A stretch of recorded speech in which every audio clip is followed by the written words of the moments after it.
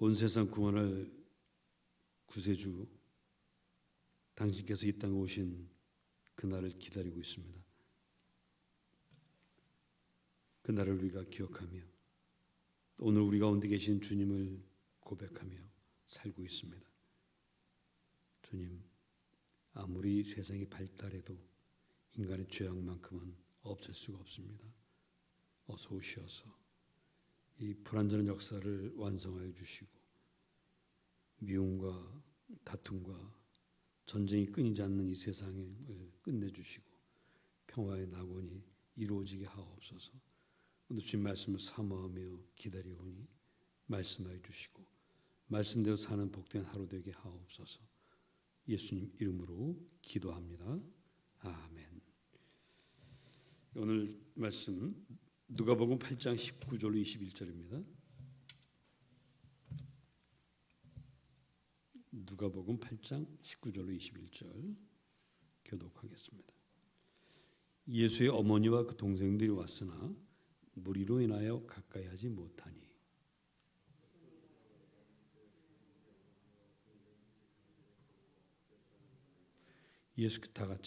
예수께서 대답하여 이르시되 내 어머니와 내 동생들은 곧 하나님의 말씀을 듣고 행하는 이 사람들이라 하시니라. 아멘. 어제 그 강남구청에서 그 공문이 왔습니다. 방역 지침에 대한 공문이. 그래서 모든 예배는 서로 얼굴 대하지 않는 것이 원칙이지만 우리가 그 예배 영상을 송출하기 위해서 영상 제작하는 그 예배에는 20명 이내로는 모일 수 있다. 그래서 뭐 새벽에 영상을 2번 제작할 수는 없잖아요. 그래서 한 번만 제작해야 되기 때문에 5시 기도에는 당분간 없습니다. 그럼 그렇게 하시고 5시에도 왔다 6시에 왔다 하시는 분들은 당분간 6시만 된다. 그래서 코로나가 이제 진정이 되면 다시 또 말씀드리겠습니다만 하여튼 당분간 6시 한 번밖에 못할 것 같습니다.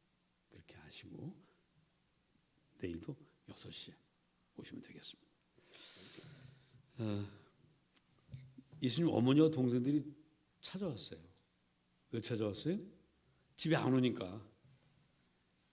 맨날 돌아다니니까 그 엄마가 얼마나 궁금하겠습니까? 그래서 어디 있는지 수소문해가지고 찾아왔습니다. 먼 길을 오신 거죠. 근데 이 아들이 엄마 왔다는 소리 듣고 아니 어머니 하고 쫓아나가진 않고 앉아가지고 한다는 소리가 내 어머니와 내 동생들은 하나님 말씀을 듣고 행하는 이 사람들이다 라고 얘기하시는 거예요. 마치 그 어머니를 좀 홀대하는 것처럼 느끼도록 이렇게 우리가 느끼게 됩니다. 그러나 사실은 진짜 엄밀히 따지면 예수님과 그 마리아하고는 혈연 관계가 있어요, 없어요? 있지만 또 없죠. 길러준 혈연 관계는 있지만 생리학적으로는 마리아하고는 아무 관계가 없어요. 요즘으로 말하면 일종의 대리모죠. 대리모. 이미 하나의 그 인간으로 태어날 수 있는 모든 걸 완비된 상태에서 마리아의 몸을 빌려서 태어나신 거기 때문에 혈연 관계가 없습니다.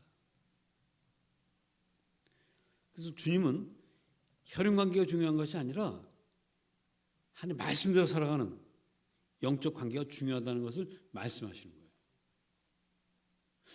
이게 이제 근데 그렇다고 해서 육신의 자기 아우들 어머니를 모른 채 했느냐? 그건 또 아니죠. 이 십자가에 달려 돌아가실 때 사랑하는 제자 요한에게 뭐라고 얘기합니까? 이분이 너의 어머니다. 이제부터 마리아 나의 육신을 길러준 어머니 마리아를 네가 책임져라 이렇게 말씀하십니다.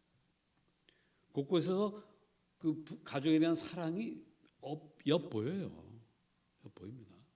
모른 척 하자는 얘기가 아니고 강조점이 어디 있느냐? 혈연 관계가 아니라 하나님 말씀을 지키느냐 지키지 않느냐 있다는 거죠. 이거를 이단들이 교묘하게 이용을 합니다. 신천지라는 집단을 잘 아시죠? 젊은 애들이 신천지에 빠진 애들이 있습니다. 그 부모가 얘네들 집에 오질 않아. 이제 내 집은 여기요 하고 가족하고 전화도 다 끊어. 찾아와요.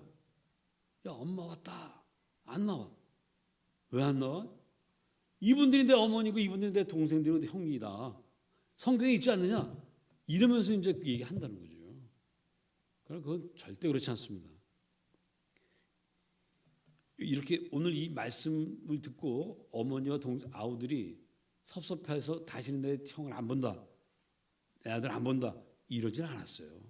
그 증거가 어디 있냐면 십자가 밑에 예수님의 어머니가 계셨다는 것도 증거지만 사도행전 1장 14절을 보면 마가의 다락방에 성령을 기다리기 위해서 사람들이 모이지 않습니까? 여기에 제일 먼저 모였던 사람들이 누구냐? 바로 예수의 어머니와 동생들이에요. 사도행전 1장 14절을 보면 분명히 나옵니다. 제자들과 그리고 예수님 일행을 도왔던 그 여자분들과 그리고 예수의 어머니 마리아와 아우들이 함께 모였다. 사도행전 1장 14절을 보면 분명히 나와요. 그러니까 인간적인 그런 게 아닙니다. 이거는 중요한 건 하나님 말씀대로 살아가는 거다. 이 얘기를 하신 거죠. 그 아침 텔레비전 프로그램 중에 가장 많은 비중을 차지하는 게 뭐에 관한 프로그램이에요? 주제로 따지면 미용? 아니면 뭐 부동산? 주식? 뭡니까? 제가 보니까 제가 통계를 안 봤지만 건강이죠, 건강. 날마다 건강에 대한 얘기를 합니다. 1년 내내 그것만 듣고 있으면 세상에 병날 사람은 아무도 없어요. 근데 여전히 병들 나고 병원들 갑니다. 왜 그렇죠? 그리고 그 이야기도 다 달라서 오늘은 이게 좋고 내일은 저게 좋고 그 좋은 건 쫓아다니면서 먹다 보면 집안 냉장고에 어떻게 돼요? 가득 쌓이고 다 버려요. 중요한 건 한 가지를 들어도 행하는 겁니다. 음식 좋아요. 좋은 음식 찾아 먹는 거 좋죠. 그러나 제일 소중한 건 뭡니까? 움직이는 거죠. 운동하는 거예요. 운동 중에 나이가 들어갈수록 가장 좋은 운동은 뭐예요? 제가 알려드릴게요. 저희 선배 목사님이 저한테 늘 만날 때마다 하는 얘기였어요. 걸살누죽이다 그래요. 뭔지 아시겠죠? 걸으면 살고 누우면 죽는다. 걸어야 된다는 거예요. 근데 걷기에 대한 강의도 많더라고요. 뭐 어떻게 걸어? 그 듣는 시간에 듣는 것도 중요하죠. 그러나 그 듣기만 하고 안 걸으면 소용이 없는 거죠. 하는 말씀도 듣기만 하고 그대로 살지 않으면 자기를 속이는 자예요. 모래 위에 짓는 집입니다. 무너집니다. 말씀대로 살아야 돼요. 그것을 주님께서 오늘 강조하신 것뿐입니다. 가족관계 소리한다? 아닙니다. 한국교회가 제가 처음 교회를 다니기 시작했던 70년대에는 그래도 교회 다닌다 그러면 사람들이 괜찮은 사람으로 알았어요. 믿을 수 있는 사람으로 알았어요. 그 교회가 뭐라고 한마디 하면 세상이 귀를 기울였습니다. 그래서 성탄절이 되면 한국 교회 기독교 교회 협의회 총무님이 한마디 딱 하면 그게 딱 대문짝만하게 실렸어요. 그땐 천주교보다 개신교가 먼저 앞서서 항상 뉴스에 처음 차지하고 그 다음에 이제 천주교의 그 추경이라는 누가 이렇게 했다 이랬던 시절이에요. 근데 그때는요 성경 공부라는 게 없었습니다. 그냥 설교 들으면 그걸 끝. 그리고 일주일 내내 설교대로 살아. 가지고 애를 쓰죠. 끝. 그런데도 사회가 존경했습니다. 교인들 많이 아는 거 많지 않아요. 그렇지만 말씀대로 살아야 된다. 원수를 사랑해야 된다. 그 정도는 다 알아요. 거짓말하면 안 되고 10계명 정도 다 합니다. 10계명만 제대로 다 지켜도 사회에서 존경받아요. 근데 어느 날부터인가 그리고 그때만 해도 한글 모르는 분도 많았습니다. 교회에. 그런 분들이 교회 오면 1년만 되면 한글도 다 읽어요. 왜? 성경 읽어야 되니까 답답하니까. 문맹 퇴치도 교회가 다 했어요. 그때는 단순했습니다. 듣고 행해, 듣고 살아. 그럼 끝입니다. 그리고 듣는 것도 복잡하지 않아요. 그냥 단순하게 목사님들이 단순하게 설교합니다. 지금은 참 많이들 목사님들이 배운 게 많아가지고 할 얘기도 많죠. 저도 처음 목회할 때는 아는 척 많이 하느라고 있는 지식 없는 지식 다 들어 설교했는데 그게 별로 중요한 게 아니더라고요. 나이가 좀 들어보니까 한 10몇 년 전부터 그렇게 복잡하게 안 하고 될 수 있으면 단순하게 아주 쉽게 하려고 애를 쓰고 있는데 처음부터 그렇게 한동안 했지만 그게 잘 안 되더라고요. 자꾸 아는 척 하고 싶어가지고 아는 것도 별로 없으면서. 근데 지금 하여튼 단순하게 하려고 하는데 그때 한국 교회를 망친 게 전 성경 공부라고 생각합니다. 70년대 갑자기 성경 공부 바람이 불었어요. 근데 대학생 선교단체의 영향이 있었습니다. 그래가지고 그때 유명했던 여러분도 아마 오래 다니신 분들 기억하실 겁니다. 바인더 이딴만한 거 두꺼운 거 딱 들고 다니는 거 있었죠. 하나님의 집, 힌트. 하나님의 집. 하나님의 집이 뭐죠? 두 글자? 집이 벳, 하나님이 엘. 자, 다시 힌트 드렸습니다. 하나님의 집 뭐예요? 마스크 쓰고 있으니까 안 하셔도 돼요. 베델 성경 공부라고 그래가지고 루터교에서 나온 건데 이딴만 해요.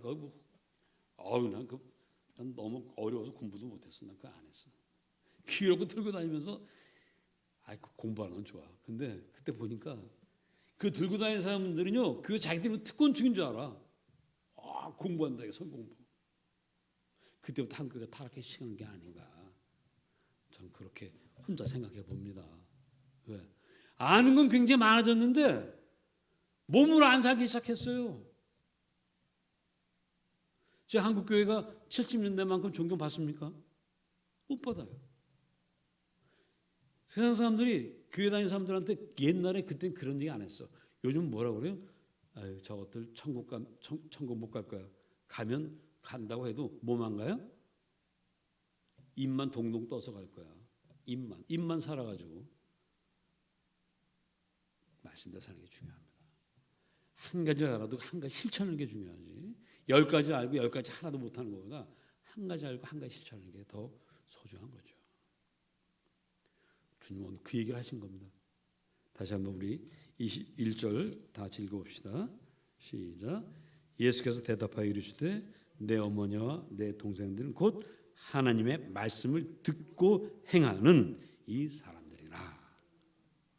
오늘 하나님 말씀대로 원수를 사랑하고 정말 정의롭게 불의와 타협하지 않고 거짓말하지 않고 그렇게 살아보십시다. 기도하겠습니다. 주님,